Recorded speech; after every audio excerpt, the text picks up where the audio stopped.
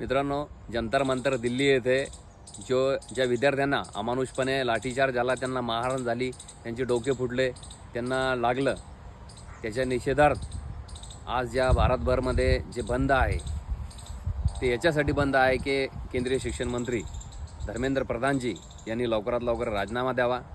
आज जो या बंदमध्ये जे सामील झालेले विद्यार्थी असेल, विद्यार्थ्याचे पालक असेल किंवा गावकरी असेल, यांनी फक्त एकच मागणी केलेली आहे की केंद्रीय शिक्षण मंत्री यांचा राजीनामा लवकरात लवकर झाला पाहिजे। जर हा राजीनामा त्यांचा लवकरात लवकर झाला नाही तर मित्रांनो, याचा आंदोलन आणखीन उद्रेक घेऊ शकतं। त्यामुळे भारतीय जनता पार्टी व केंद्र शासन यांना एक विनंती आहे की यांनी शिक्षण मंत्री धर्मेंद्र प्रधान यांचा राजीनामा लवकरात लवकर घ्यावा, नाही तर पूर्ण भारत पेटल्याशिवाय राहणार नाही। धन्यवाद।